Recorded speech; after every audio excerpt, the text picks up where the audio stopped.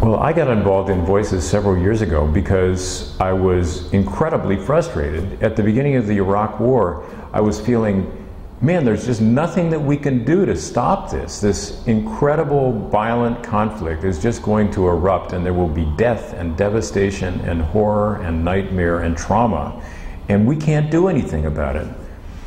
And we couldn't, actually, in the short term. But for me, Voices started as a question. What could we do in the long term to create the conditions in which war wasn't just an inevitable part of the human landscape?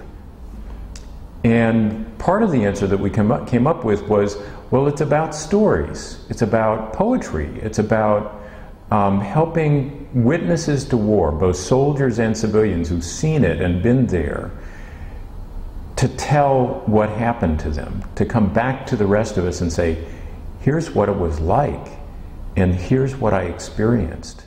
There was a day in Iraq, we were on patrol, and we came around a bend, and a man jumped out into the street with a pistol and started firing at us.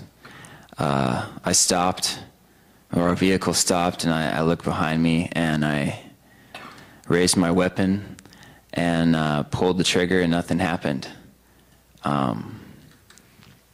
My gun jammed. I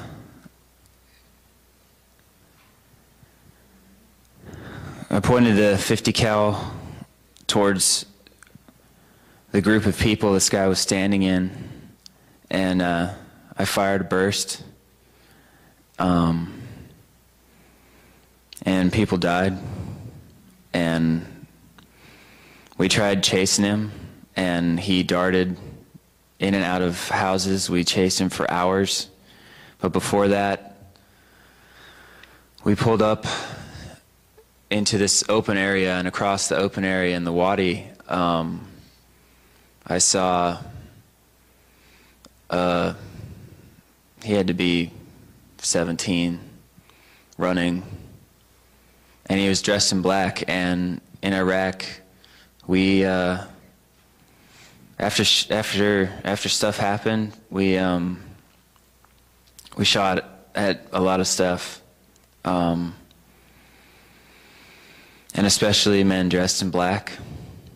And he runs through my mind like every day now, because he was just running.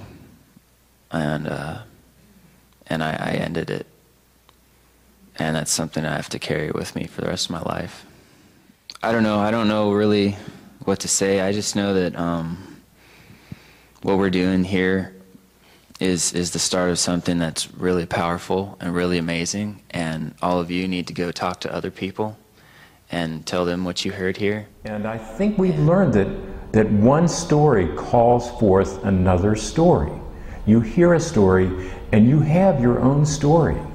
And especially when young people are enabled to tell their own stories and learn to tell stories by listening to the stories of others, that something happens to the imagination. And history is no longer just an inevitability that somebody else creates. History is what I can shape and create in my life and in my community. Beautiful land, Afghanistan. I remember having fun with friends. I remember my dad's wish and hope for me become a doctor to help the people. I remember the promise of a friend. We'll never leave each other until the end. The friend who understood my feelings and thoughts. The one whose heart was as clean as a mirror. I remember the death of my best friend that happened because of war. My life is like a house. It just falls down when people destroy, but it is always steady on its feet. Now in the busy city with a lot of rain, I try to forget my past life, my people who were killed and lost their lives. This is my life. It happened for a reason. the life I am happy with. But it's my pleasure and my honor to go to talk to students, because I think of the wars that this country has been involved in, women have been involved in all of them, and their stories are usually forgotten, and they're certainly not a part of the histories, the official histories of the wars. So I've taken it upon myself to go to classrooms and to talk to students and help them to learn.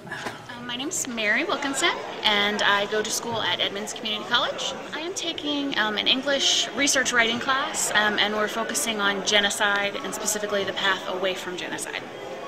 As a young woman, it's important to secure my future, my children's future, and so I think that by knowing how things began, we can figure out how to stop it before they begin again. So I think the hope of Voices is, like, at least for me, the hope is if we know how to tell stories, how to listen to stories, how to use our own voices, then we can reshape the future. And war doesn't have to just happen to us. We can shape a peaceful future. The biggest thing I think I'm going to take out of this classroom into the world is compassion in my heart, and compassion for the people that have been through a lot and are still living today, and the ones especially that are not living today. And just being knowledgeable and aware of all that so that I can try to help and try to put my word and my voice into a bigger circle, so we can start making people aware of, you know, that this world, with the help of one another and each other, we can really make a difference. As you've just heard, one voice is really important to us, but the voices of many are a gift. One of the things that they do for us is to give us inspiration, to really question our wisdom, to look, to see that war is not inevitable, that the future is something that can be different for us. Consider joining Voices and the efforts that we have in schools, working with students, and working with veterans. He is. He's amazing. He's in the 4th grade in a Michigan school. Cameron Penny wrote this. He said, "If you are lucky in this life, a window will appear on a battlefield between two armies. And when the soldiers look into the window, they don't see their enemies. They see themselves as children. And they stop fighting and go home and go to sleep. When they wake up, the land is well again."